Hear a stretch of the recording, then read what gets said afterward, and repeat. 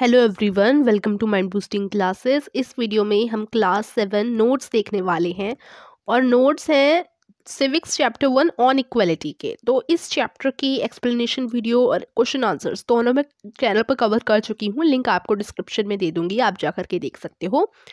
तो इस वीडियो में हम नोट्स देखेंगे। जितने भी इंपॉर्टेंट बातें इस चैप्टर में बताई गई हैं वो सारी मैंने नोट्स में कवर कर ली हैं और पूरे चैप्टर में जो मेन चीज़ें थी या जो भी इंपॉर्टेंट चीज़ें थी वो सब है यहाँ पर। तो शुरू करते हैं। उससे पहले अगर आपने हमारे चैनल को सब्सक्राइब नहीं किया सो रिक्वेस्ट है कि चैनल को ज़रूर सब्सक्राइब कीजिए और वीडियो पसंद आती है तो वीडियो को लाइक भी कीजिए। तो पहला पॉइंट आता है कि equality is a condition in which adequate opportunities are given to all. अब देखिए इक्वलिटी का क्या मतलब होता है। समानता। समानता का मतलब तो आप जानते हैं कि हर किसी को इक्वल जो है अपॉर्चुनिटी मिले और हर किसी के साथ समान बिहेव किया जाए। ऊंच नीच यानी जो कास्ट सिस्टम होता है उसके बेसिस पर किसी के साथ भेदभाव नहीं किया जाए, डिस्क्रिमिनेशन नहीं होना चाहिए, तो वो इक्वलिटी होती है। अब इक्वलिटी राइट टू वोट। अब इक्वलिटी में वोट करने का अधिकार भी सबके पास होना चाहिए। तो हमारी इंडिया एक डेमोक्रेटिक कंट्री है। डेमोक्रेटिक का मतलब होता है जहाँ पर लोग अपने हम जो सब हैं वो वोट करके क्या करते हैं, अपने एक लीडर को कह सकते हैं या नेता को चुनते हैं। ठीक है, यहाँ पर हमारी जो कंट्री है डेमोक्रेटिक कंट्री है। तो डेमोक्रेटिक कंट्री जैसे इंडिया हो गई, यहाँ पर लोग वोटिंग करते हैं। तो जितने भी अडल्ट हैं ना, अब अडल्ट्स में ऐसा नहीं होना चाहिए कि ये वोट कर सकता है क्योंकि ये हाई कास्ट का है या फिर इसका रिलीजन ये है या फिर ये यहाँ पर जन्मा है तो ये इसी वजह से ये वोट करेगा, ये नहीं करेंगे। तो ये तो एकदम क्या हो गया, ये तो इक्वलिटी नहीं हुई, ये तो डिस्क्रिमिनेशन हो गया। तो irrespective of their religion, caste, education, status और प्लेस ऑफ बर्थ, तो उनकी रिलीजन, कास्ट, एजुकेशन, स्टेटस, ये जहाँ उनका जन्म हुआ है उसके आधार पर हमें ऐसा नहीं करना चाहिए कि ये वोट कर सकता है, ये नहीं कर सकता।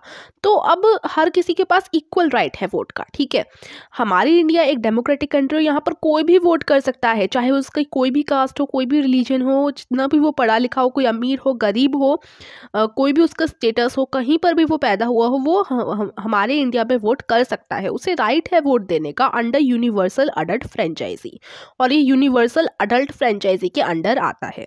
तो यूनिवर्सल अडल्ट फ्रेंचाइजी में यही है कि कोई भी व्यक्ति वोट कर सकता है। ठीक है, अब क्या इक्वलिटी जो है एग्जिस्ट करती है? तो रियलिटी में ना, अगर हम रियलिटी में देखें, वैसे तो हम पढ़ते हैं कि अमीर गरीब कुछ नहीं होता, हमें सबके साथ इक्वली ट्रीट करना चाहिए, लेकिन डिफरेंस तो एग्जिस्ट करता है रिच और पुअर के बीच में। Caste system is also rigid. Dalits in India and minorities are denied in the right to dignity and equality. अब जितने भी दलित हैं, ठीक है, यानी जो नीचे कास्ट के होते हैं, और जितनी भी माइनॉरिटीज़ हैं उन्हें भी इक्वलिटी मिलनी चाहिए। ठीक है, equality in India democracy. The Indian constitution recognises every person as equal. हमारा जो भारत का संविधान है उसके बेसिस पर हम देखें तो उसके लिए तो सबको इक्वल ही है। ठीक है, however it does not mean that inequality does not exist in India. लेकिन इसका मतलब ये नहीं है कि इनइक्वलिटी एग्जिस्ट ही नहीं करती इंडिया में। देखिए, 4 provisions provide equality in India. Equality before the law, no discrimination on the basis of caste, colour, religion, race, gender, everyone has access to all public places and untouchability has been abolished. तो देखिए 4 provisions हैं जिनसे जो है equality लाई जा रही है India में। तो देखिए इक्वलिटी बिफोर द लॉ। अब देखिए इसमें क्या है कि भेदभाव नहीं करना चाहिए किसी की caste, colour, religion, race, gender को देखकर। ये सब हमारे इंडियन कॉन्स्टिट्यूशन में लिखा है। ठीक है, और हर किसी को एक्सेस है पब्लिक प्लेसेस का। पब्लिक प्लेसेस जैसे आप किसी भी पब्लिक प्लेस पे जा सकते हैं, आपके साथ कुछ भी ऐसा नहीं बोला जाएगा कि नहीं आप तो इस प्लेस पर जन्मे हैं तो आप इधर नहीं आएंगे, या आपकी कास्ट ये है या आपका कलर ऐसा है, ये सब नहीं होता है। ठीक है, जेंडर ये है तो ये सिर्फ मेंस को अलाउ है, वुमेन्स को नहीं है, ये सब नहीं करना है। और हर किसी को मतलब पब्लिक प्लेसेस पे एक्सेस है कि हर कोई जा सकता है। ठीक है, और अनटचेबिलिटी यानी जो छुआछूत है उसको भी बंद करा गया है। The government has tried to implement equality first through laws and second through government programmes और schemes to help disadvantage community. तो ये देखिए ये सारे लॉज बने हुए हैं, इक्वलिटी बिफोर द लॉ।